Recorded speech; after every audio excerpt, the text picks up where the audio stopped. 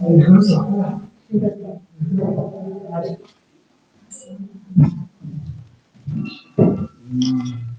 grandes, ¿no? Ya estamos emitiendo, sí, sí.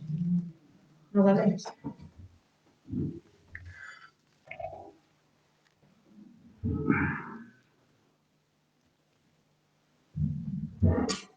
Buenas tardes a todos y bienvenidos a la segunda charla de las quintas jornadas cervantinas Cervantes por León, organizada por la Biblioteca Pública y la Asociación Cultural Softcaple.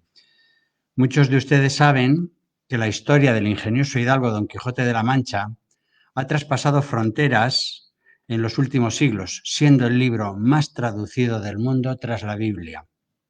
Las aventuras y desventuras del caballero quijano han recorrido la mayoría de las regiones del planeta en forma de letra impresa, en multitud de idiomas y variedades lingüísticas, como ya nos comentaba el jueves pasado el doctor Serafín de Abajo Olea a propósito de su reciente visita al Museo Cervantino que se encuentra en la localidad del Toboso.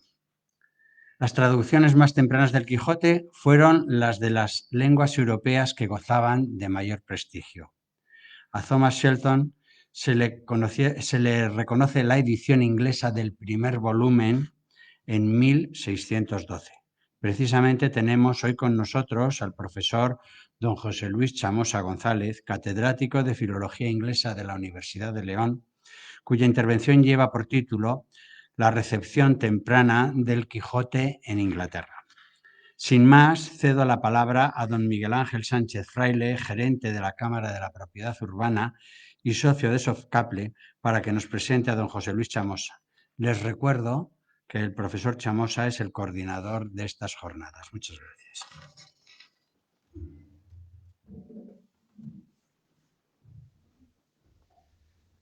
Buenas tardes a todos. La verdad es que es un doble placer presentar hoy al ponente, a José Luis Chamosa González, que seguramente la mayoría de ustedes le conocen. Por supuesto, los socios y amigos de Softcaple, la entidad organizadora de estas jornadas, porque, entre otras cosas, aparte de ser vocal de su junta directiva y socio fundador, fue nombrado y muy merecidamente socio de honor en 2015. 35 años lleva de docente en la Universidad de León, en la Facultad de Filosofía y Letras y también en las de Educación y Económicas, impartiendo más de 20 asignaturas distintas en el área de filología inglesa, su especialidad. Ha participado como profesor en programas de posgrado, ha impartido conferencias al menos en una quincena de universidades de España, Inglaterra, Canadá y Estados Unidos. Su especialidad, los clásicos españoles y su recepción en el Reino Unido y en el mundo de habla inglesa. Y experto en literatura inglesa traducida al español.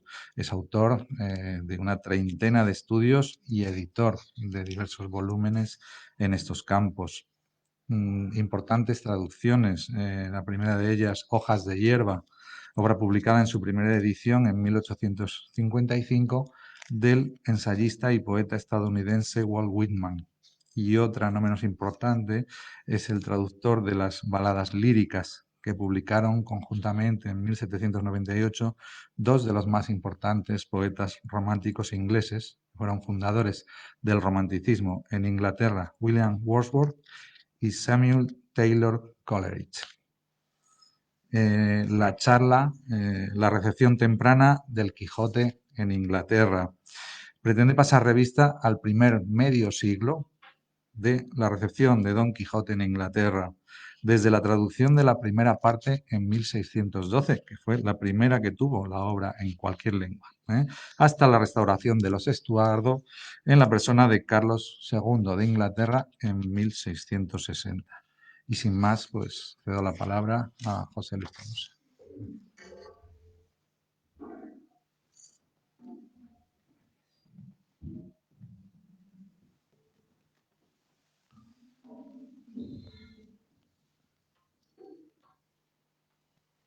Buenas tardes. Muchas gracias por su asistencia a esta segunda charla. Y bien, hoy intentaré no abrumar con datos y con fechas y con nombres, pero alguna necesidad de hacer referencia a estas cuestiones habrá. Pues porque no podemos dar por supuesto que todo el mundo está familiarizado ni con la historia de Inglaterra en el siglo XVI y XVII, ni con las tradiciones, las relaciones hispano-británicas, y cuál fue el contexto histórico y literario en el que esta recepción tiene lugar.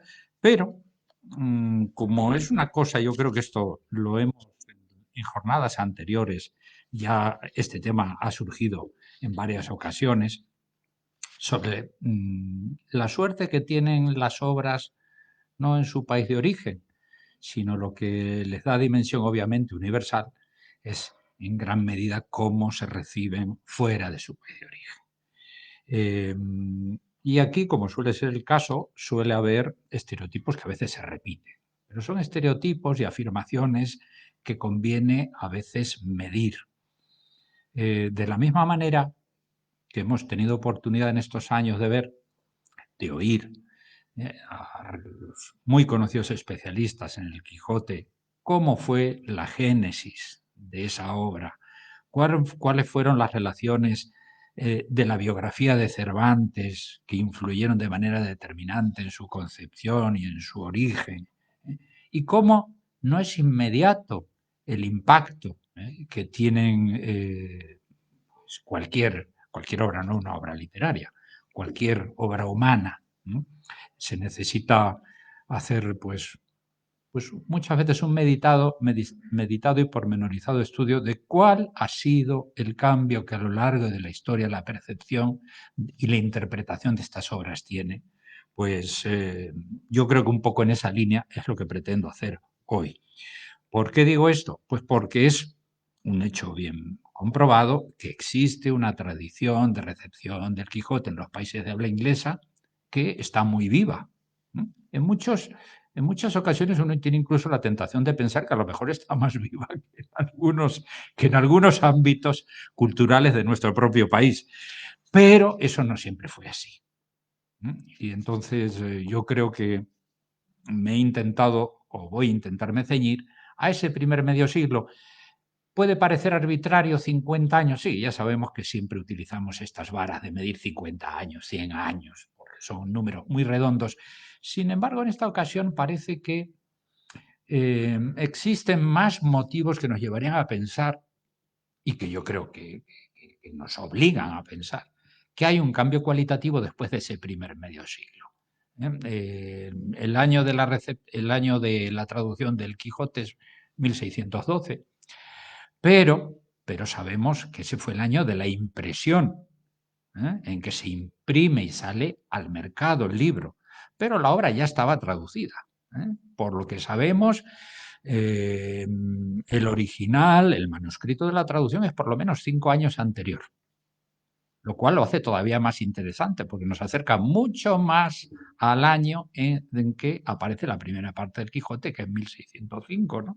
Hablaremos de 1607, un decalaje de 2 años que a lo mejor hoy, en que la rapidez con que se suceden los acontecimientos nos pudiera hacer pensar que no es, bueno, que no ha sido muy rápido, tenemos que pensar en cuál es el paso de los acontecimientos y de la vida a principios del siglo XVII. Y cómo llegan las novedades, con qué rapidez podían llegar las novedades en ese momento histórico. Yo, para empezar, les voy a dar pues 2 o 3 pinceladas que pueden ser anecdóticas, pero de alguna manera marcan hasta qué punto el Quijote está vivo en la tradición literaria en lengua inglesa hoy. Con 2 ejemplos de 2 novelistas y de 2 obras que se han publicado los últimos 4 o 5 años. Bien, a comienzos del año 2017, Paul Auster, que es, pues, probablemente ustedes lo conozcan, aunque siempre sea difícil decir el novelista más eminente, el más destacado, el más importante, pero vamos a decir que uno de esos, de los Estados Unidos, y además que ha visitado España con asiduidad, publica su última novela hasta la fecha, y en sus propias palabras, la más ambiciosa. Esa novela tiene un título un poco especial, 4, 3, 2, 1. Es el título de una obra larga, son 800, 900 páginas, en la que el autor estadounidense nos ofrece un panorama complejo de los acontecimientos que marcaron el fin de los años 50 y la década de los años 60 en Estados Unidos. Es un poco el momento en el que él vive. Como todos sabemos, la inspiración en lo vital suele ser el principal motor de la producción literaria, ¿no? Años 50 y 60, la guerra de Corea, la guerra de Vietnam, los derechos de la minoría negra, las luchas por los derechos de la minoría negra, el movimiento hippie, la experimentación con drogas, la liberación sexual, de alguna manera los años 50 y 60 y la estela de los años 50 y 60 determinan y condicionan el mundo en el que vivimos, ¿no? Y con el que nos identificamos. Oster cuenta su historia a través de los ojos de un adolescente que crece en esos años convulsos de la época contemporánea y de la historia de los Estados Unidos, y lo hace a través de 4 versiones alternativas de la vida de su personaje principal, Archie Ferguson. De ahí el 4-3-2-1. Son 4 posibles itinerarios vitales que se acaban reduciendo a uno, que es el que más cerca se identifica con la persona del autor. En 2 de ellas, las que nos llevan hasta el mundo de la universidad y la tradición culta, nos encontramos con referencias al Quijote en circunstancias muy parecidas, que son los momentos inmediatamente anterior y posterior a la entrada en la Universidad de Princeton y en la Universidad de Columbia, en la ciudad de Nueva York, donde esos 2 de los personajes hacen sus estudios universitarios, y que todos sabemos son Princeton y Columbia, 2 de las instituciones universitarias más prestigiosas de los Estados Unidos. En la primera, el joven Archie ha de someterse a una entrevista con 3 profesores de la institución para obtener una beca que financie sus estudios. Y cuando los examinadores ponen a prueba su cultura libresca, los nervios le juegan una mala pasada. Y confunde a Henry James, que es un gran error, porque es una figura canónica en la tradición literaria norteamericana, con su hermano William James. Y a Sancho Panza con Poncho Sanza. Pero bueno, corrige los errores sobre la marcha, los nervios los controla y consigue su objetivo. En la segunda, que es una vida alternativa a la de este primer Archie Ferguson, el otro Archie Ferguson, ya estudiante en Columbia, devora las lecturas obligatorias del primer semestre. En la tradición universitaria, muy, si queremos, muy conservadora, entre comillas, de las grandes instituciones americanas, ellos tienen que hacer un curso de literatura universal como iniciación en el primer semestre, ¿no? Y entonces, claro, entre ellas hay una selección del Quijote. Entre todas esas lecturas que van desde los clásicos grecolatinos hasta nuestros días, hay una selección del Quijote. Y a pesar de la enorme carga de trabajo que supone, porque yo quisiera ver ahora si le digo a mis estudiantes que se tienen que leer 3 o 4 mil páginas en un semestre, les da un síncope, ¿no? Pero bueno, a pesar de esa enorme carga de trabajo que eso supone, él encuentra tiempo para leer el Quijote de cabo a rabo. Dice, no, cuando leyó esa selección se quedó con ganas, ¿no? Y además dice literalmente, ¿cómo podría uno no querer leer entero el mejor y más poderoso de todos los grandes libros? Eso es la opinión de Paul Auster en las palabras de Archie Ferguson sobre el Quijote. Y ahora al segundo autor. En los primeros meses del año 2016, Amos Oz, un escritor que hasta entonces solo había dado a la prensa una única novela, consigue hacer de una obra que se llama A Gentleman in Moscow, un caballero en Moscú, un auténtico bestseller, que es rápidamente traducido a varias lenguas con igual éxito. Básicamente la historia va así. El conde Alexander Ilich Rostov comienza en el año 1922, no se rían ustedes, un confinamiento forzoso en el Hotel Metropol de Moscú. El Hotel Metropol de Moscú, si ustedes más o menos hacen una idea, pues es un gran hotel clásico tradicional que está en la misma plaza, a 100 metros de la Plaza Roja. A 100 metros de la Plaza Roja. Bueno, y ese confinamiento, que parecía que iba a ser pues, por un poco tiempo, se prolonga durante 30 años. No queramos establecer paralelismos porque la cosa es gorda, ¿no?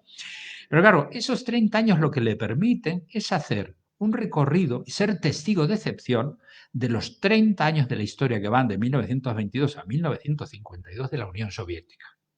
que de alguna manera es la historia del mundo occidental, aunque era la Europa del Este, no desde los Estados Unidos, pero desde el otro lado. Desde el otro lado. Bueno, es un hombre de la antigua escuela, porque él es un conde, poético, minucioso, ingenioso. El libro está lleno de descripciones muy cuidadas y una reconstrucción histórica por el Hotel Metropol pasa toda la nomenclatura de los sucesivos regímenes de la Unión Soviética, hasta la muerte de Stalin y ese periodo de transición que hay en los años 50, ¿no? A la cuarta o la página 4 o página 5, están tomando algo en el bar y claro, está viendo que hay una copa de champán, una copa esbelta, alta, y otra panzuda de brandy en compañía. Una para el champán, una para el brandy. Y claro, no podía evitar uno recordar a Don Quijote y Sancho en la espesura de Sierra Morena, es lo que se le ocurre decir. Él habla después de otras parejas estereotípicas, esta vez de la tradición inglesa. El príncipe Harry Falstaff, de Shakespeare, Robin Hood y el fraile Tuck. Pero esto lo que viene a mostrar es hasta qué punto Don Quijote y Sancho pasan a formar parte de la imaginación colectiva anglosajona. Estos personajes cervantinos, que son tan anglosajones, o pueden resultarlo, para la persona educada, como podían serlo pues, Harry y Falstaff. Claro, y ustedes podrían decir, bueno, esto es una anécdota, ¿no? Pues en una obra tan vasta como es la novela a la que me estoy refiriendo, es un eco quijotesco que quizás no va más allá. Pero leemos unas pocas páginas más y nos encontramos con una referencia esta vez de mucho más calado y referida al propio Cervantes. Y además veremos en qué compañía. Está el conde Rostov en estas primeras jornadas de su estancia forzosa en el Metropol, planteándose cómo afrontar un encierro que se prevé que se prolongue en el tiempo, cuando da con el siguiente pensamiento. Si uno ha de dominar las circunstancias para no dejarse dominar por ellas, ¿cómo aplicar ese principio a un confinamiento de por vida, como es el que le afecta? Y entonces dice, y empieza la referencia cultural, ¿no? que él evoca. Para Edmundo Dantes, en el castillo de If, fue la idea de venganza la que guió su espíritu. En prisión injustamente, trama la destrucción sistemática de los responsables de esa villanía. Para Cervantes, cautivo de los piratas en Argel, su acicate fue la expectativa de las páginas que tenía por escribir. Para Napoleón, en Elba, mientras paseaba entre gallinas, espantaba moscas y evitaba pisar el barro, fueron sus visiones de un retorno triunfal a París lo que fortaleció su deseo de seguir adelante.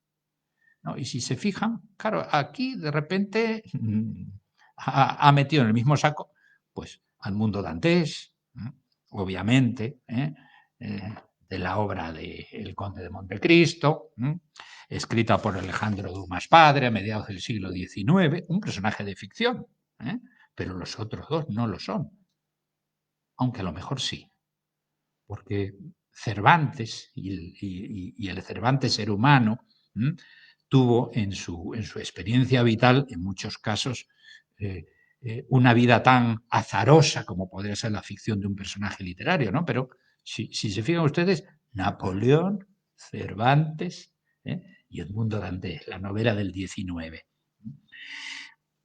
Claro, esto es, para mí, es muy significativo. Paul Auster es un hombre que tiene una formación universitaria clásica. Pero Amos Oz no. Él fue un analista de bolsa y economista toda su vida, que llegó un momento que dijo, hasta aquí hemos llegado, me voy a dedicar a escribir. Y él no habla ya del Quijote, él habla de Cervantes. Cervantes prisionero en Argel. Con lo cual, esto nos dice hasta qué punto la presencia y la referencia cultural de lo que es el Quijote, lo que es el autor del Quijote, están vivas y muy vivas en la tradición anglosajona.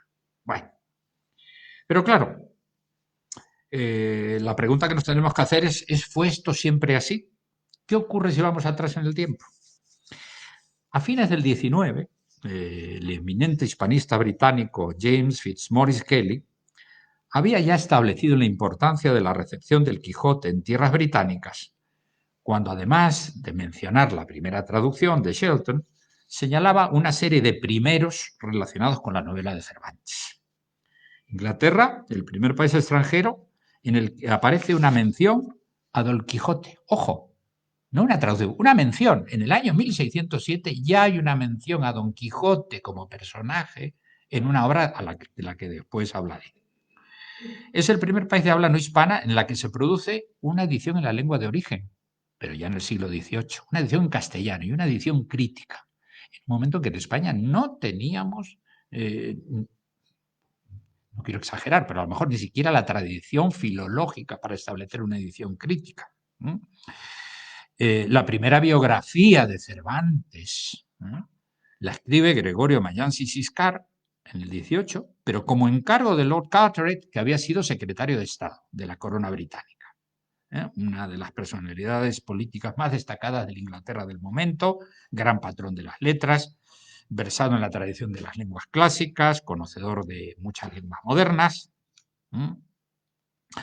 Ya además en el siglo XVIII, Smollett, un novelista muy conocido de ese momento histórico, señala a Alcalá de Henares como la cuna de Cervantes. Y por último, John Bow es el editor de la primera edición crítica del Quijote con un extenso estudio introductorio. Es decir, esto ya no son cosas serias de las que estamos hablando, ¿no? Desde el punto de vista de la tradición crítica y de la tradición literaria. Claro, si pensamos en lo que es la tradición novelística del XVIII, y esto ojalá tengamos oportunidad en otras jornadas cervantinas de dedicarle, porque merece un capítulo aparte, ahí desde luego no hay nada que decir. Es una presencia tan notable y una influencia tan evidente, así declarada, que consagra de alguna manera hasta el día de hoy el lugar que el Quijote ocupa. Pero bueno, nosotros hoy no vamos a hablar de eso, vamos a hablar de el principio, de cómo empiezan las cosas, porque hay que ir al principio. Bueno, la primera traducción, se ha dicho aquí, del año 1612, la publicación, 7 años después de que apareciera la primera parte del Quijote en España. Y sabemos, porque existe estudios pormenorizados de los textos y de los escritores de ese momento histórico, esa primera mitad del siglo XVII, que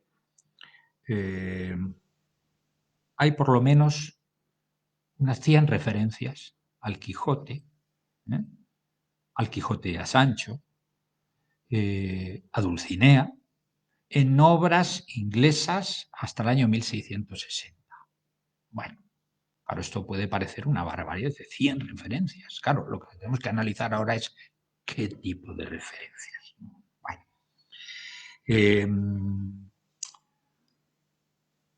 claro, nada tiene que ver ni la situación de la obra ni de la audiencia a comienzos del siglo XVII con los de la actualidad.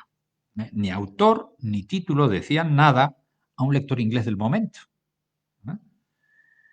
Obviamente, no figuraba el Quijote en la lista de lecturas obligatorias de las universidades, entre otras cosas porque en este momento histórico las universidades no tienen cursos de literatura nacional, no tienen cursos de literatura inglesa, ni de lengua inglesa, ni española, ni francesa, ninguna universidad europea.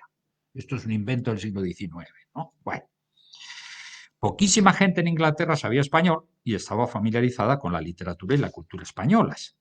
Todo eso nos hace pensar cuáles son las motivaciones que pudieron llevar al editor, y voy a decir el editor, no estoy hablando ya del traductor, no, del editor Edward Blount, a emprender una abertura comercial de esta naturaleza. Pues claro, si nos sorprende que alguien traduzca al Quijote en 1612, como hemos visto antes de ese año, uno se pregunta, bueno, dice, sí, alguien lo traduciría, pero ¿y hay algún editor que dijera, vamos a editar esto?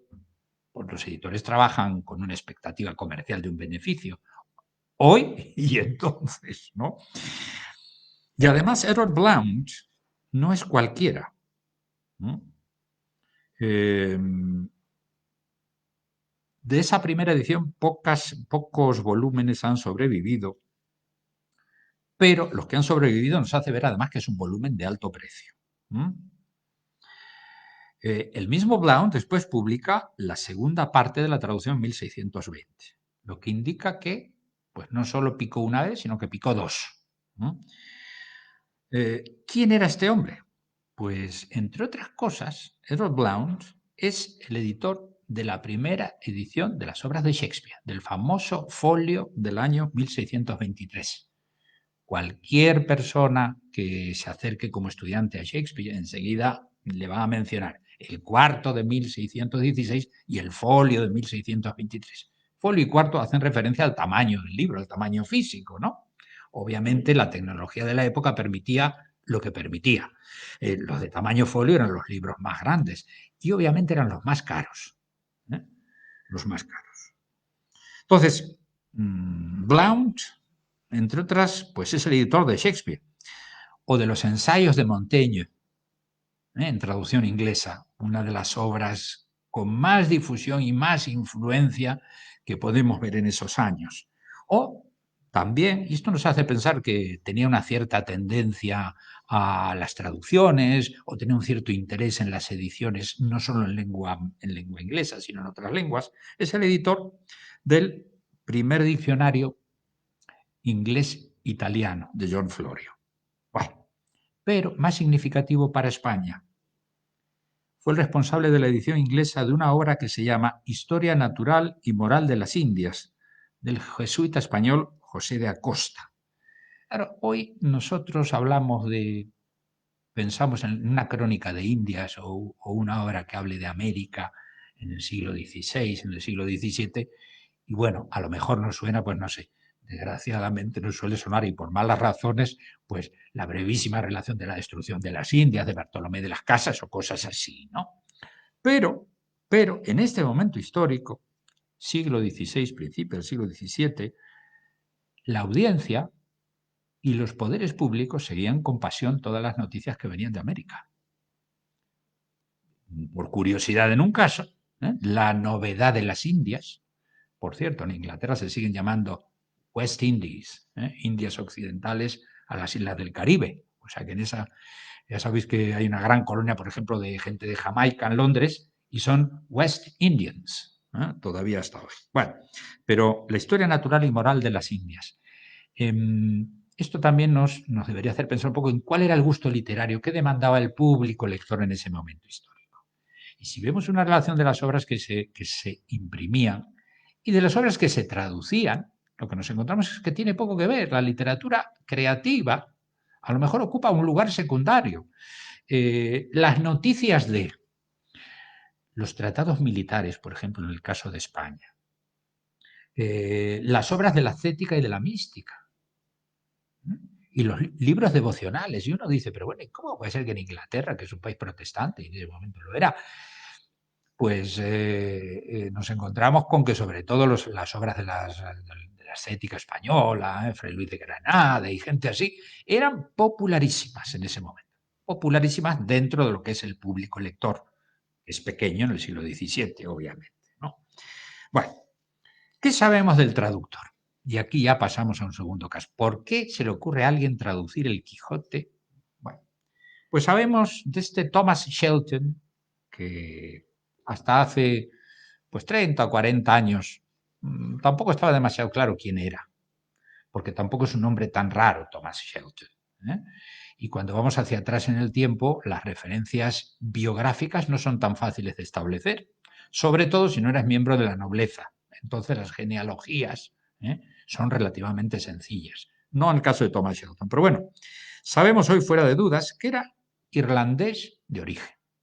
Esto ya nos da una pista. Bueno, pertenecía a una familia comprometida con la causa católica, obviamente, y había visto cómo su padre había muerto prisionero en el castillo de Dublín en defensa de su fe, mientras que el hermano mayor había sido ahorcado por participar en la rebelión del conde de Tyrone.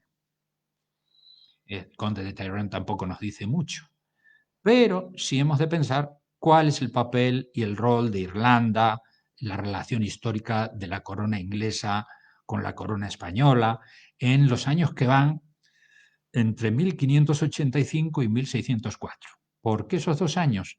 Pues porque España e Inglaterra están en estado de guerra continua esos 20 años. Prácticamente 20 años. ¿Mm? ¿Y por qué empieza esto? 1570 Isabel I la declara el Papa, la excomulga. Bueno, sabemos que en los años 1580 hay una serie de guerras civiles en Francia, entre protestantes, católicos y diversas personas que son aspirantes al trono de Francia. Bueno, en 1584 Felipe II, que era obviamente la fuerza dominante en Europa, firma un convenio para apoyar la causa católica.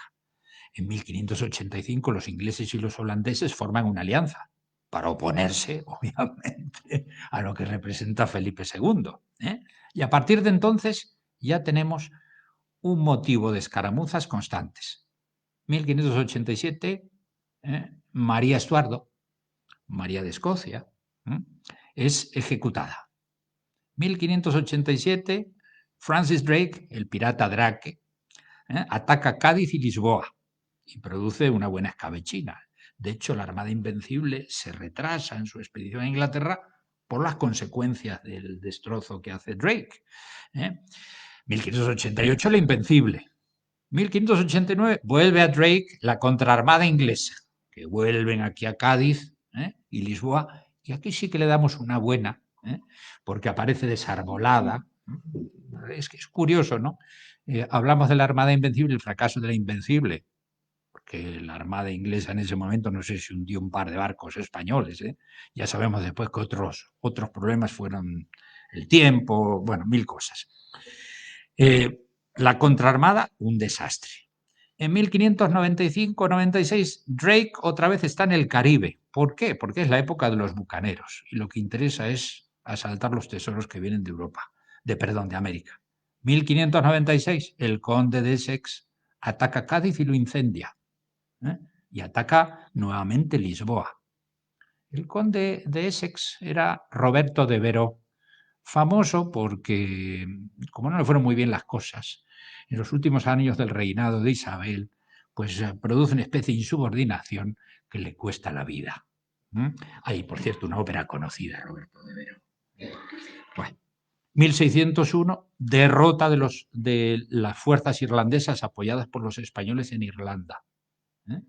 Y quizás el hecho decisivo es que la permanencia inglesa desde ese momento en Irlanda dura hasta hoy, en lo que es el Ulster.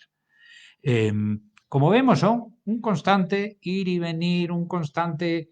¿Esto qué establece? Pues las relaciones de amor y de odio que uno tiene con los enemigos. Porque por un lado tú admiras ciertas cosas de tus enemigos. Por otra parte, pues tú los denigras todo lo que puedes, claro. En fin, esa es la relación. No nos olvidemos, 1598 muere Felipe II, 1603 muere Isabel I. Cuando muere Isabel I vienen los Estuardo a Inglaterra. ¿Los Estuardo qué es lo que hacen? El hijo de esa María que habían matado en 1587. Intentar firmar un tratado de paz con España que se firma en 1604. Si establecemos un paralelismo entre hechos históricos y la cotización u oscilación en la recepción de lo que es la cultura española, en esos años, pues vemos que se pueden establecer ciertas lógicas. Shelton, de hecho, había estado en España, en el Colegio de los Irlandeses, en Salamanca. Pues ¿por qué? Pues la corona española financiaba la formación, sobre todo de sacerdotes, para introducirlos de tapadillo en Inglaterra y que apoyaran la causa católica, ¿no? Y sabemos que en el año 1607, que es el que pensamos, en el que Shelton hace la traducción de su obra, él estaba viviendo en los Países Bajos. ¿Por qué? Era la base desde la que se mandaban todos los intereses españoles para luchar contra los ingleses, aparte del lío que permanentemente suponía Flandes para la corona española. O sea que ahí vemos unas ciertas lógicas. Claro, Shelton no era cualquier persona, no era un inglés que dijera voy a traducir el Quijote. Probablemente nadie en Inglaterra supiera nada del Quijote en ese momento. Era un hombre que había vivido en España y que como había asistido a la Universidad de Salamanca, pues tendría un conocimiento del contexto literario y cultural español suficiente como para saber dónde estaban los éxitos, dónde estaban las cosas de interés, ¿no? Ahora, lo interesante es que él le dedica esa traducción al conde de Suffolk. El conde de Suffolk había sido, entre otras cosas, almirante de la flota inglesa, que era uno de los que le había dado muchos dolores de cabeza a la corona española, ¿no?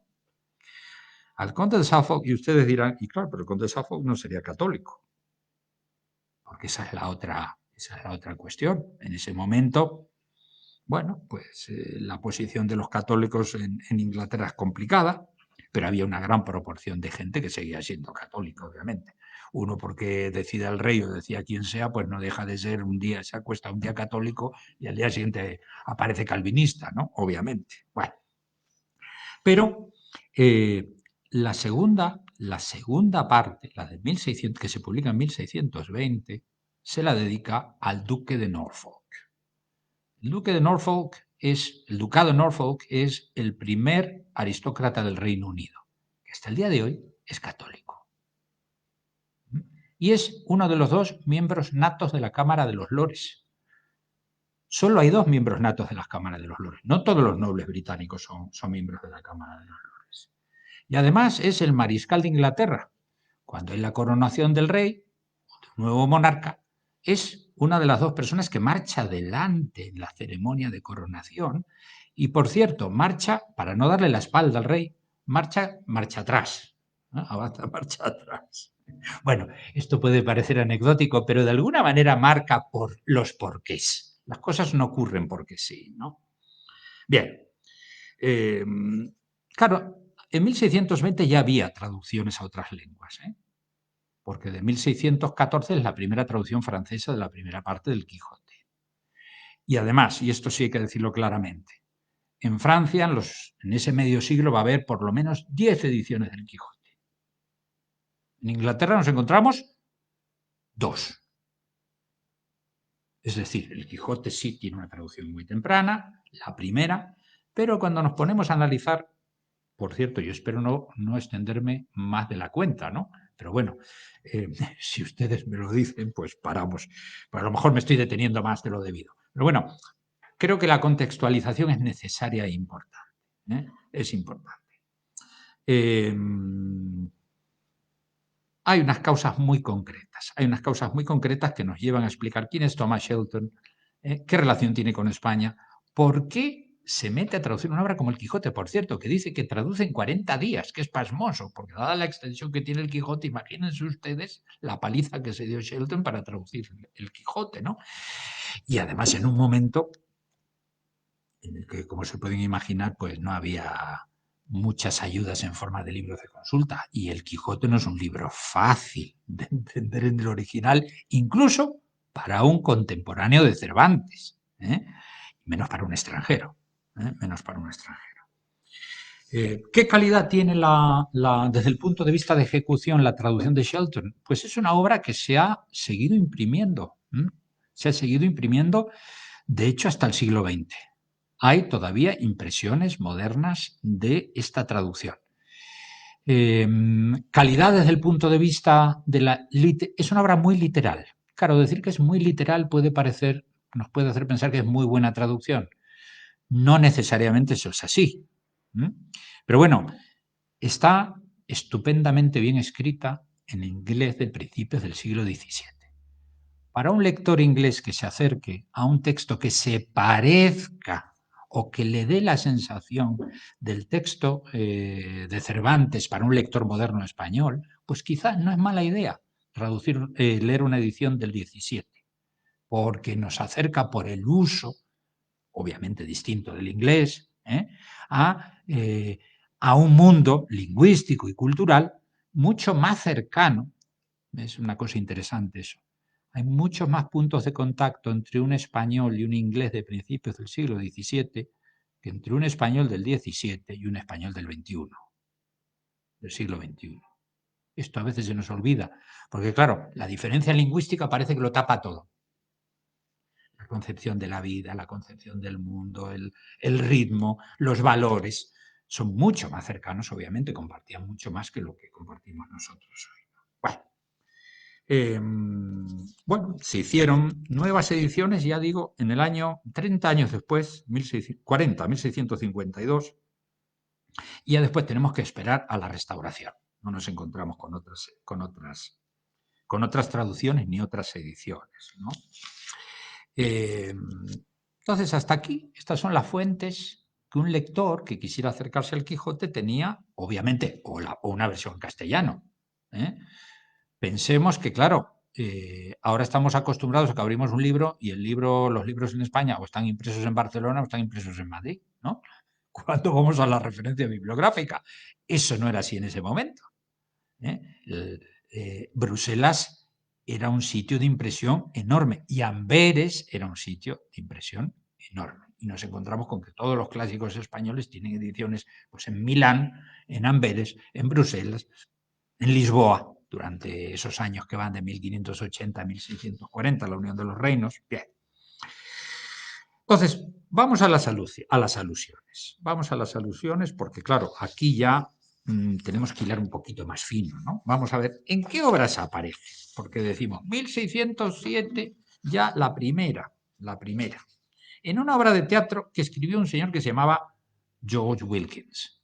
No me extraña que no lo conozcan porque los ingleses tampoco lo conocen, ni siquiera a muchos de los que son especialistas en literatura.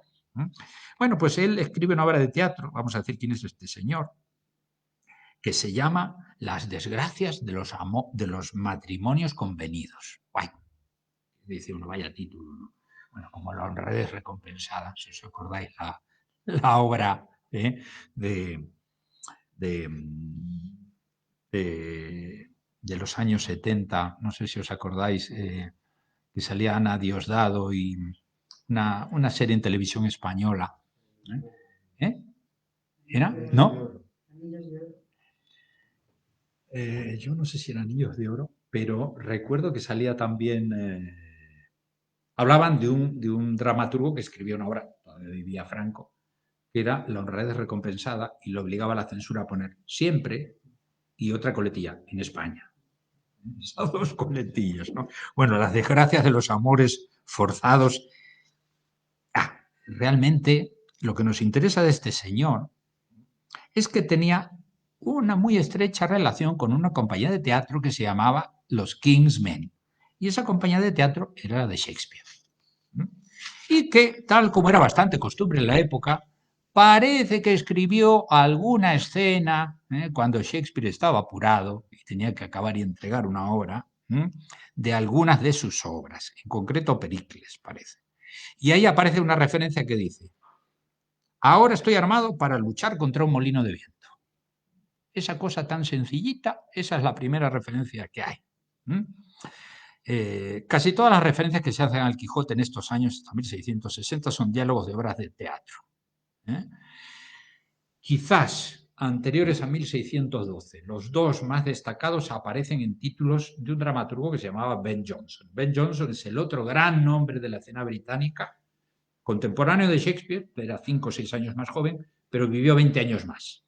Y lo que pasa es que él representa estéticamente el clasicismo que Shakespeare no representa. Bueno, un hombre muy, muy educado, muy conocedor de los clásicos, y por lo que sabemos, familiarizado con la literatura del momento. Pues yo les puedo decir que la Biblioteca Británica conserva, entre otras cosas, un ejemplar de una edición de la Diana de Montemayor, Gil Polo y Alonso Pérez, que se traduce en el año 1598 al inglés, la novela pastoril. Claro, es lo que pedía la gente en ese momento. Novelas pastoriles, novelas de caballerías, eso era lo que se leía. Y de puño y letra está firmado Ben Jonson. Es decir, él tenía un ejemplar de las Dianas de Montemayor traducidas al inglés. Lo cual nos hace pensar que no era la única obra española con la que estaba familiarizado Ben Jonson. Amigo cercano de Shakespeare, crítico de Shakespeare, de su manera de entender el teatro. Pero bueno, aparecen ahí la misma... Él también habla de la Amadís. Pues claro, la Amadís de Gaula era una obra que había sido increíblemente popular en el siglo XVI en Europa y se traduce a todas las lenguas. ¿eh? Y en la novela de caballerías. Claro, y esto nos da una pista. ¿Cuál es la primera? Y nos hace recordar gente que nos ha hablado aquí en jornadas anteriores. ¿Qué es lo que uno piensa cuando ve el título de Historias y aventuras del ingenioso Hidalgo Don Quijote de la Mancha? Pues en una novela más de caballerías. ¿eh? Pero claro, las novelas de caballerías eran novelas de consumo, era literatura de consumo en ese momento histórico. Uno no se hacía prestigioso como autor por escribir esas cosas. Uno se hacía prestigioso por escribir una colección buena de sonetos o se hacía autor de éxito por escribir una obra de teatro. Sabemos que Cervantes, el pobre, como autor de teatro nunca tuvo gran éxito, ¿no? Es donde estaba el dinero. Ya permítanme decir estas cosas. Y obviamente el dinero no estaba en imprimir un libro, porque entonces no había copyright, no había derechos de autor. Y a los autores les pagaban, si les pagaban algo ya se podían dar con un canto en los dientes. En el caso del teatro era distinto, porque tú tenías taquilla. Y donde se ganaba dinero en la taquilla, y sobre todo si tenías parte en la propiedad del teatro, no escribiendo estas cosas. Bueno, entonces, él habla del Amadís, habla del Quijote. Bueno, después hay una serie de referencias también en Dekker, en Marston, que son autores teatrales contemporáneos de ese momento histórico, menos conocidos en España sobre todo, bueno, y sus obras que se representan obviamente mucho menos. Pero son todas referencias muy puntuales. Don Quijote, Los Molinos, algunas anecdóticas si queremos.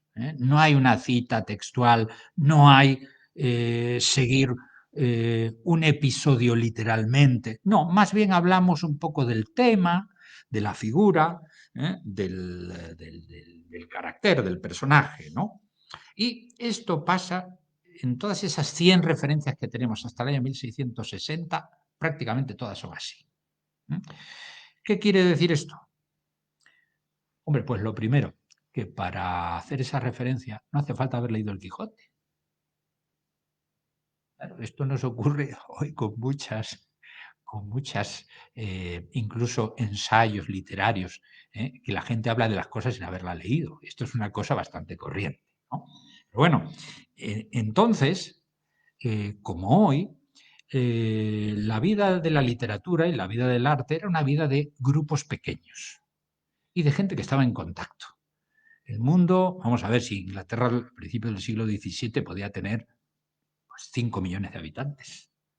Londres, que era con diferencia la ciudad más grande del Reino, iba a decir Reino Unido, es un disparate porque el Reino Unido no existe hasta el siglo XVIII, podía tener 300.000 habitantes. Ojo, 300.000 habitantes es una grandísima ciudad, porque Sevilla podía tener 500 o 600.000, era con diferencia la ciudad más grande de la corona española, ¿no? ¿Y cuál era el tamaño del público de los círculos literarios? Muy pequeñito. Y todos se conocían. ¿Y dónde se veían? Pues como ocurre hasta los años 60 y 70 en España, en los cafés y en las tascas. O sea que lo tenían crudo ahora, ¿no? Lo tendrán crudo. ¿Pero por qué lo digo? Porque este Wilkins que cité antes era un tabernero. Los Kingsmen se reunían allí y ¿qué es lo que hacían? Bebían, hablaban con los colegas y se comentaban las novedades que había en el mundo literario. Y para hacer este tipo de referencias no hace falta haber leído el libro, lo que hace falta es estar un poco al loro, permítanme ustedes la expresión, de lo que está ocurriendo en el mundo de la cultura en ese momento, lo cual tiene todo el sentido. Tiene todo el sentido porque, como decíamos antes, el conocimiento de la lengua española es limitado, España en ese momento histórico es un enemigo, bueno, es un enemigo también relativamente, no olvidemos que Jacobo firma la paz con la corona española en 1604 y lo que persiguen es una alianza con los Habsburgo, de alguna manera, con los Habsburgo españoles, y comprometen al príncipe Carlos con la hija menor de Felipe III. Estuvieron prometidos 10 años, pero como las negociaciones no iban adelante, pues resulta que, claro, en 1623 el príncipe de Gales se presentó en Madrid de incógnito y estuvo 6 meses en la corte española. No le valió de nada porque tuvo que marchar para Inglaterra sin la mano de la hija de Felipe III. Pero nuevamente nos habla de cuáles son el tipo de relaciones que hay. Ojo, hoy pensamos, y a veces es un error, hasta qué punto pensamos en instituciones, pensamos en una sociedad compleja, pensamos en organismos que deciden. Muchas veces las cuestiones y las razones últimas de las cosas son personales, o se concretan en la acción de una persona o de un grupo muy pequeño de gente. Y esto es lo que pasa en ese momento histórico, ¿no? ¿Cuál es quizás la percepción que se tiene entonces? Pues una novela de caballerías. La gente que es culta no leía novelas de caballerías, porque, como decimos, es literatura de consumo. Si las leen, pues las podían leer, obviamente, en traducción, en lengua inglesa, en lengua francesa. Pensemos que el gran mediador cultural y el gran difusor de la tradición cultural española es Francia, no es Inglaterra, y más en este momento histórico. ¿Y por qué hasta la Restauración? Pues porque desde el momento que le cortan la cabeza al pobre Carlos I de Inglaterra, ese que había venido como príncipe de Gales a Madrid a ver si se casaba con la hija pequeña de Felipe III en el año 1649.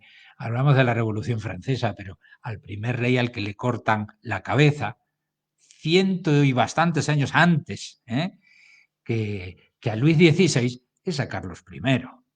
Y donde se establece una república es en Inglaterra, en la República de Cromwell. Cromwell era un protestante furibundo.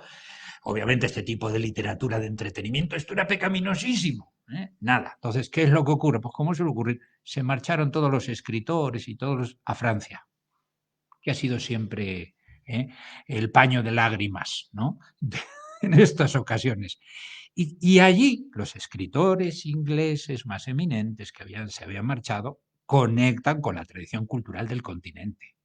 Y claro, ahí es cuando en ese momento histórico ellos conocen realmente el Quijote. ¿Y qué tipo de obra es el Quijote? Y empieza otra concepción y aproximación al Quijote, sobre todo como una sátira, que hasta entonces el que no lo lee no lo percibe ni como una sátira. Bien, entonces ahí tenemos. Fuera de esto, fuera de lo que es la comedia y lo que es el teatro, existen autores, y existe algún autor eminente, sobre todo, no vamos a entrar en mucha cuestión de esto, pero yo diría que quizás el más destacado sea una persona que se llamaba Robert Burton. Burton como Richard Burton. Richard Burton, ¿no? Bueno, pues este es Robert. Este hombre escribe una obra popularísima en la época, que se llamó en inglés Anatomy of Melancholy. Lo traducimos literalmente Anatomía de la Melancolía. Esto no quiere decir nada. Pero si la tradujéramos como análisis de la depresión, a lo mejor quiere decir algo más. Pues la melancolía, y enlazamos con la charla del otro día, ¿se acuerdan ustedes de la teoría de los humores de Hipócrates, ¿no? Y la bilis amarilla y la bilis negra y la flema y la sangre y el equilibrio entre los humores, y que cuando está desequilibrado, si es la sangre eres sanguíneo, y si. Bueno, en fin. La melancolía es el gran tema de ese momento histórico. ¿No? La gente es melancólica, como los románticos eran después depresivos también, ¿no? Está de moda la depresión. Y en esta obra leemos, y aquí sí ya vemos que el autor ya sabía de qué iba el Quijote, seguramente sí lo había leído, ¿no? Aconseja al infectado por la melancolía, normalmente porque no sabe cómo ocupar su tiempo. Es decir, la melancolía suele ser un tema de ociosos, ¿no? Cuando alguien está muy ocupado y tiene que estar brujuleando de un sitio al otro, no le da tiempo para deprimirse, ¿no? En fin, bueno, esto es una aproximación frívola, obviamente, ¿no? Sabemos que hay una condición médica de la que no podemos hacer gracia. Pero bueno, él aconseja al afectado por la melancolía, porque no sabe cómo ocupar su tiempo, que se dedique al estudio. Dice, ya que no hace otra cosa, pues dedícate a estudiar. Siempre que no sea el origen de esa condición melancólica precisamente el abuso del estudio, y le ocurra como a los que pasan la vida leyendo obras de entretenimiento. ¿Y a quién cita? Al Amadís de Gaula, al Palmerín de Oliva y similares, porque esos demuestran en muchos casos estar tan locos como Don Quijote. Entonces ahí Burton, pues ya parece que el hombre ya sabe un poco más de qué vamos, de qué va la cosa. Fuera de ello, brevísimamente, siempre se ha hablado de que el episodio del curioso impertinente, que aparece también en alguna obra inglesa de Thomas Dekker, por ejemplo, en los años 1610, 1620, pudiera ser una influencia. El episodio del curioso impertinente, como sabemos, es un episodio que circulaba por Europa en 20.000 versiones, con lo cual, que lo hubiera sacado del Quijote, pues no. Tenía 20.000 posibles orígenes, ¿no? Pero sí, y se ha hablado mucho de este tema, de la historia de Cardenio. Claro, la historia de Cardenio no tenemos otras versiones más que la que aparecen allí, ¿no? Y es un hecho bien documentado que se representó en el año 1613 una obra de Shakespeare que se llamaba Cardenio, escrita en colaboración con Fletcher. Fletcher, otro de los grandes dramaturgos de la época, Beaumont and Fletcher. Muy prolíficos. Pero también nos dice un poco cómo escribía esta gente. Estos tenían que estar produciendo pues 2 o 3 obras por mes, si me descuido. Pues entonces tenían que encontrar argumentos donde fuera, y se acaban de aquí, se acaban de allá, y es lo que hacían, ¿no? Bueno, ahora, ¿qué es lo que ha pasado? Pues que esta obra sabemos que se representó, sabemos que existió, pero se ha perdido. Estas son las cosas estas detectivescas que son muy interesantes, ¿no? ¿Por qué sabemos que se representó? Pues porque en Inglaterra, desde el reinado de Enrique VIII muere en 1548, ¿no?, hay la obligación legal de registrar toda obra que se quiere imprimir. Una especie de censura, obviamente encubierta. Pero más que censura, es que tú la tienes que registrar y tienes que pagar un dinerito. Que esa es una fuente muy saneada de ingresos. Los impuestos todos sabemos que hay mucha. Y existe, tenía el privilegio y el monopolio de este tipo de producción libresca una cosa que se llamaba el Gremio de Impresores y Libreros de Inglaterra. Y entonces se conservan los registros de todas las obras desde el momento en que se aprueba esta orden real. Y sabemos exactamente quién es la persona responsable que paga los derechos.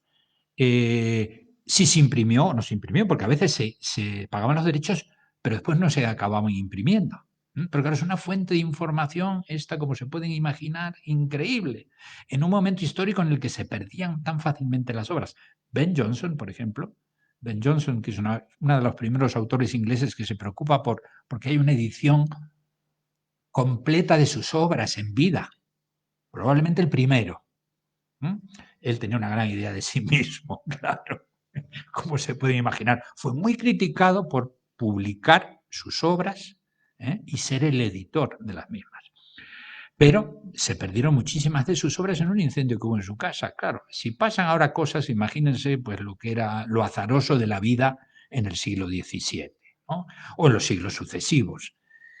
Pues ahí, sin embargo, esta obra vuelve a aparecer en el siglo XVIII.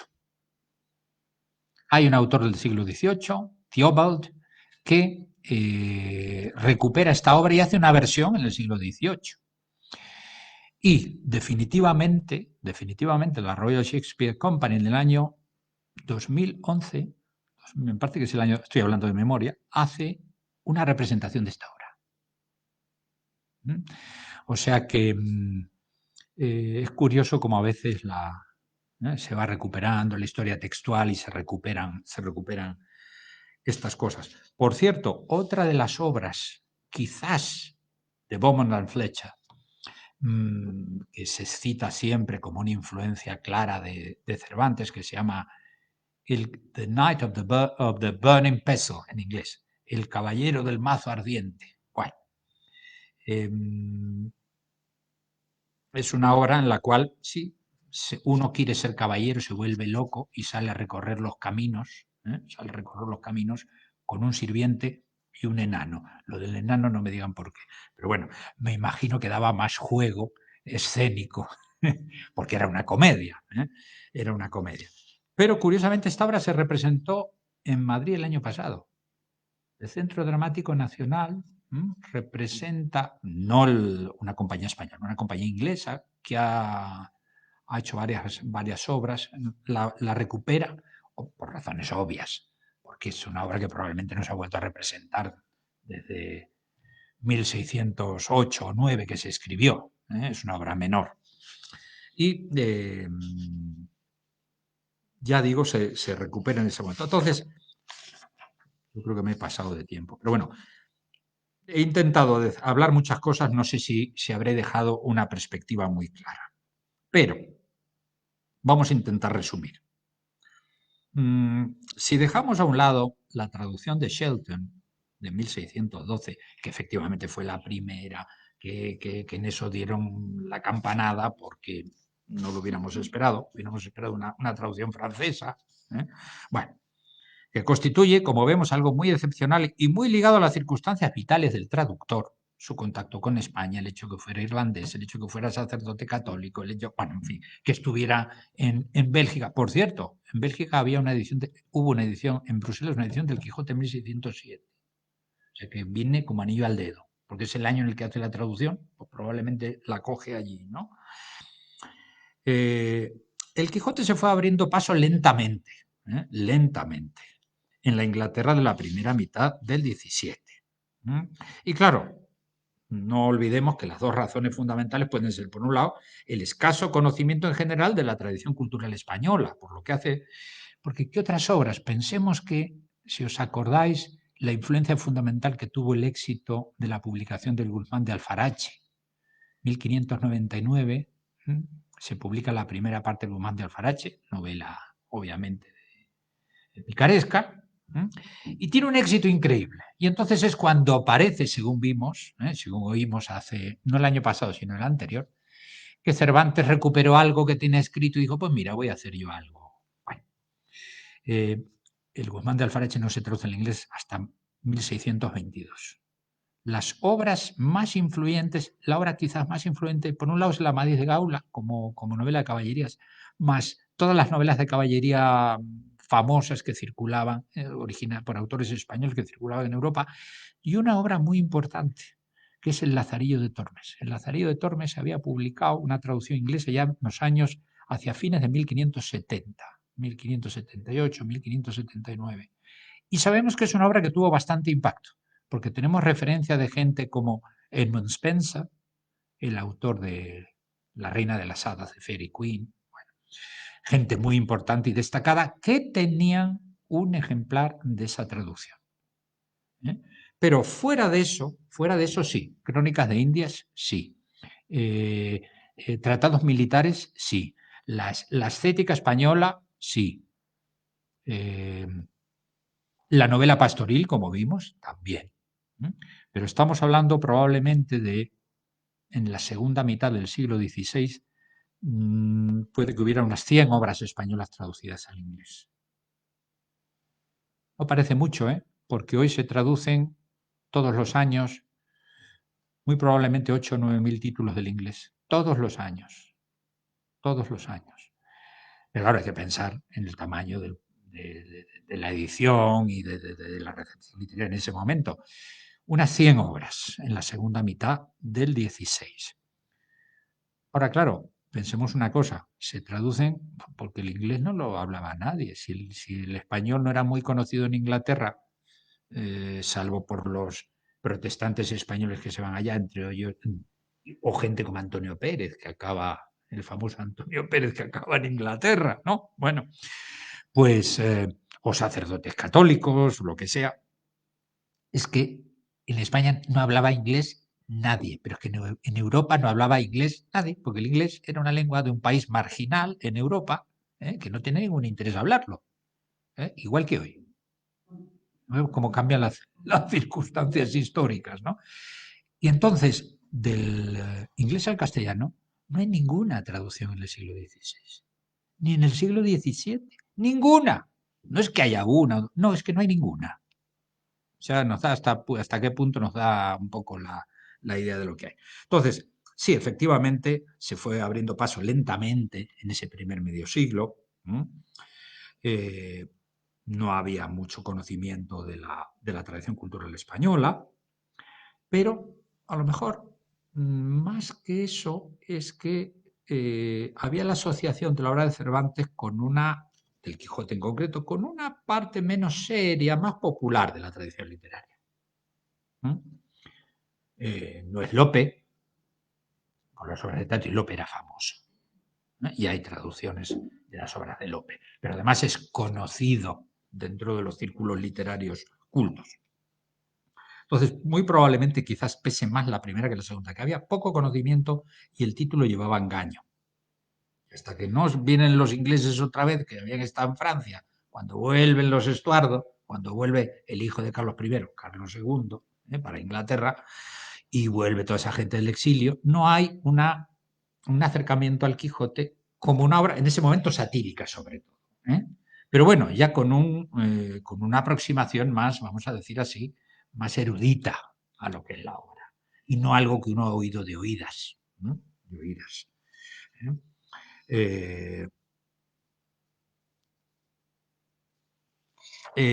Nada, aquí quería, bueno, una cita un poco oculta, ¿no?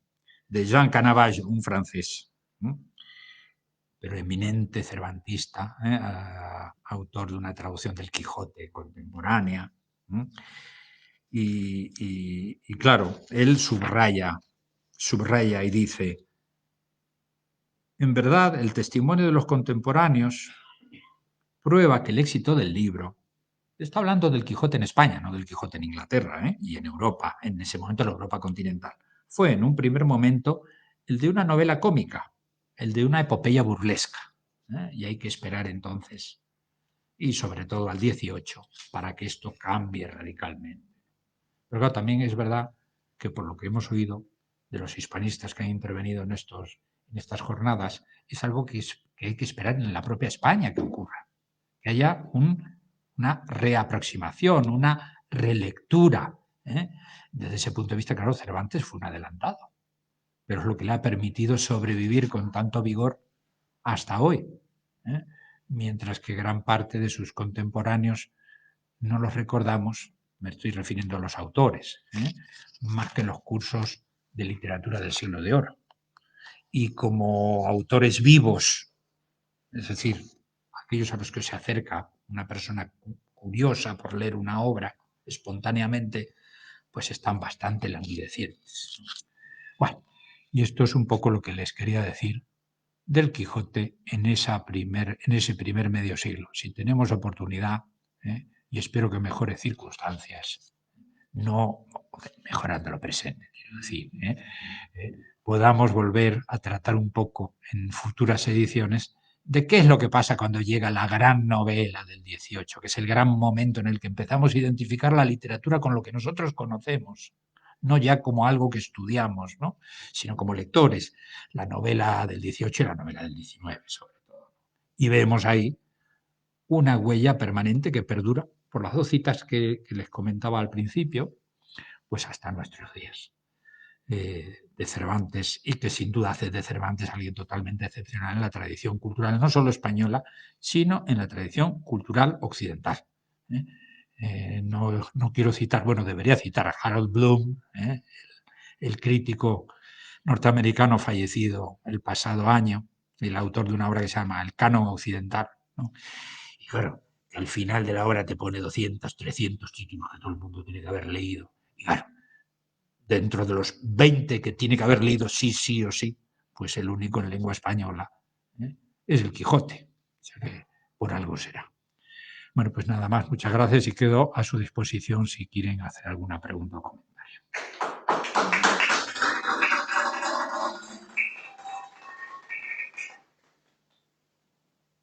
Yo quería, bueno, en primer lugar, darte la enhorabuena. Ha sido interesantísimo todo el contexto en el que has para que entendiésemos bueno, las circunstancias por las cuales se produce de una manera temprana en Inglaterra, el Quijote. Pero a mí lo que me sorprende es el comentario que has hecho de Shelton, que traduce la obra en 40 días, que tiene una calidad tan considerable que se dice que hoy, si tienes que conocer un poco el contexto de la época, tendrías que acabar leyendo eso. ¿Qué interés podría tener, digo, un sacerdote? Claro, yo no me lo imagino en la mentalidad de aquella época, por encargo traducir esa obra y comercializarla, es decir, todo, bueno, parece ser que no le supuso tanto esfuerzo, ¿no? En 40 días no fue una obra excesivamente, digo, Sí. buena, pero que no supuso un esfuerzo, porque tienes aprender, ¿no? Sí, sí, sí. Pero, ¿qué éxito podría tener desde el punto de vista económico, el interés de hacer esa traducción? Desde luego, él dice que lo hizo a instancias de un amigo. Pero bueno, sabemos si eso es así, puede ser así. Hay que pensar que él quizás nos dé una pista a quién se lo dedica. Al conde de Suffolk, la primera parte, y al duque de Norfolk. Es decir, que a lo mejor él alguna ventaja esperaba encontrar. Pensemos que hablamos de 1612-1620. Se firma la paz con España. 1620 siguen las negociaciones del matrimonio de Carlos, príncipe de Gales, con, parece que se llamaba María, la hija pequeña de Felipe III. María, ¿no? Yo creo que sí, que se llamaba María, que al final no se casa con él, pero ojo, ¿con quién se casa? Pues se casa con el rey de Hungría, que después será Fernando III, emperador de Austria. Sabéis que los Habsburgos se casaban 20 millones de veces entre ellos y llegó un momento que aquello está... Os tengo que decir la verdad que tuve que... La genealogía no es fácil, porque claro, como son parientes por 20 sitios, tienes que andar viendo además, y se llaman todos igual, pues a ver si es esta, a ver si no es la otra, ¿no? Pero hubo una oportunidad muy grande y fue la segunda oportunidad fallida. Pensemos que la primera es cuando Felipe II, siendo pues príncipe de Asturias, se casa con María Tudor, para que la historia de Europa hubiera sido muy distinta. No, esto es la historia ficción. ¿Qué hubiera pasado si Felipe y María Tudor hubieran conseguido tener un hijo? Hubiera sido heredero de la corona de España y de la corona de Inglaterra. Hubiera sido muy distinta la historia. Pues el segundo intento, fijaos que no han pasado, eso fue en 1500, vamos a ver, eh, eh, María Tudor es reina de Inglaterra, me parece que 1553-1558, 5 años nada más. Pero fijaos que, claro, Carlos V muere en 1556, me parece, o algo así. Felipe se tiene que venir de Inglaterra porque de repente es rey de España.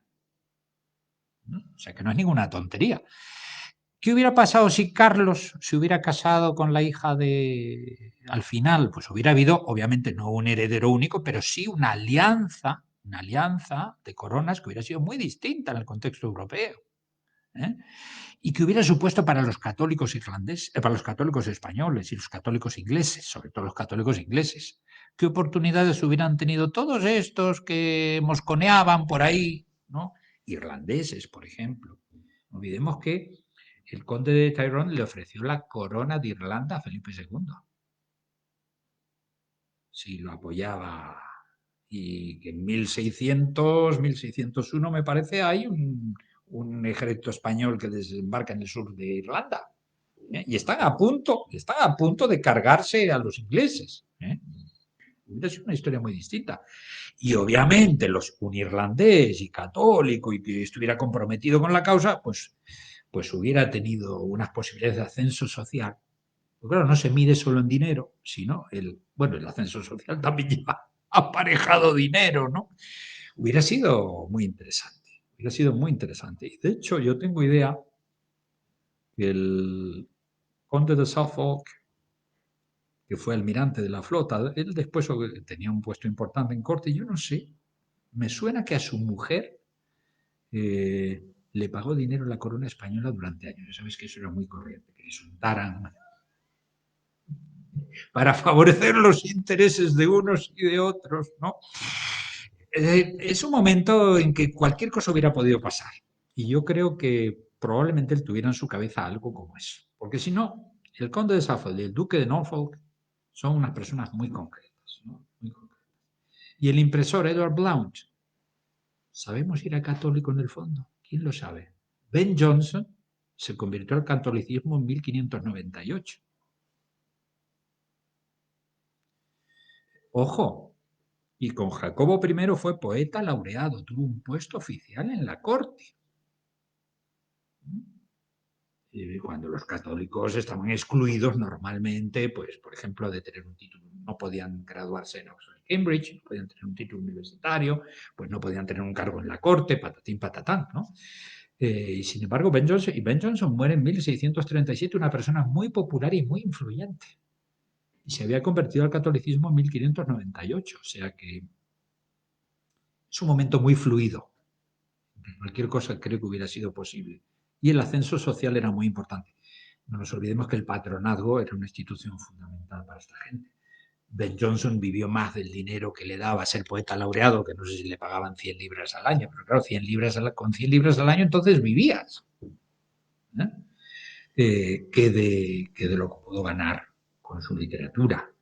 Eso clarísimo, ¿no? Yo creo que algo por ahí van los tiros. Pero, claro, Thomas Shelton después se pierde un poco en la subida, en la noche, de la oscuridad, porque la gente común, pues no se sabe qué pasó con ellos, ¿no? No era un autor literario consagrado, no era miembro de la nobleza, pues no sabemos mucho más.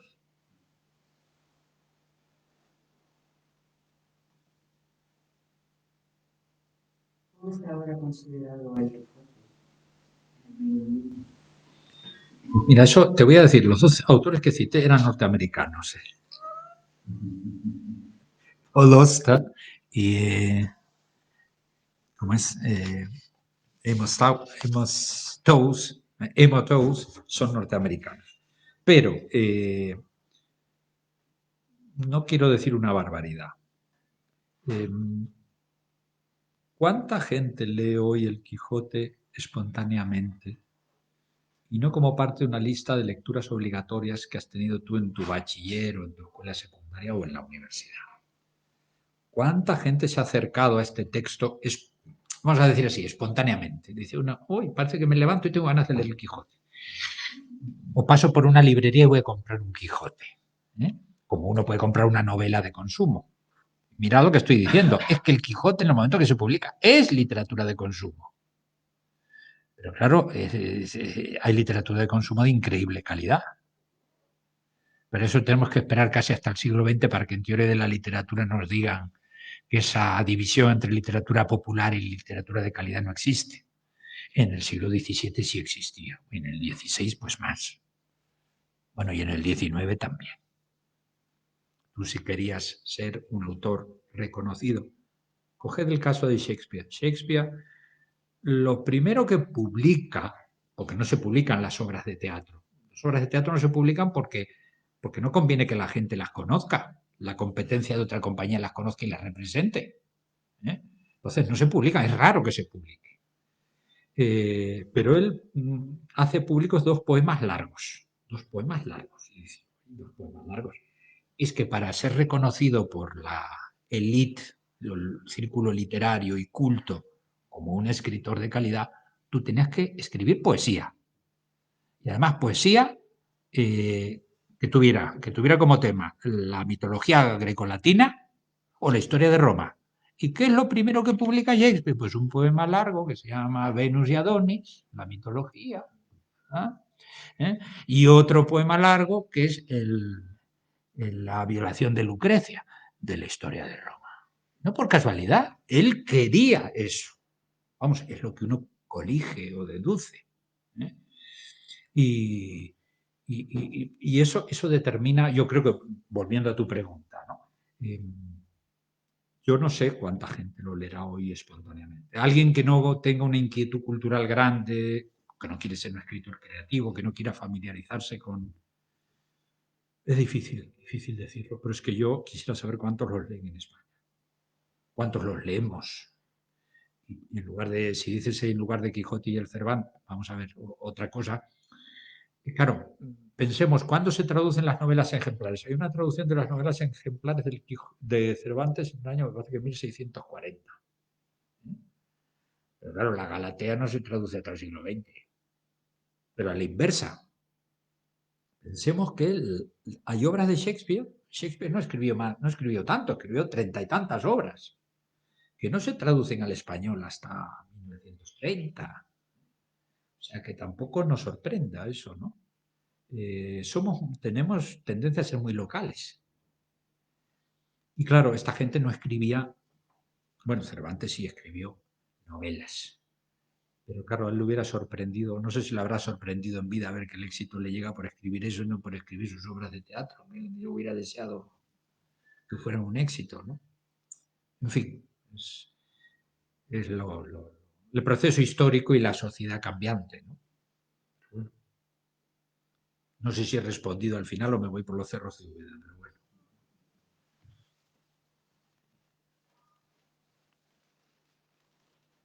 Bueno, pues muchísimas gracias.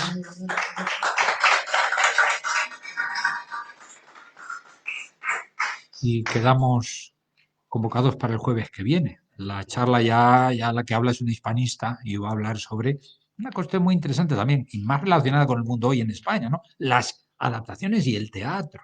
¿Eh? El teatro, la deuda con el Quijote, ¿no? Bueno, pues,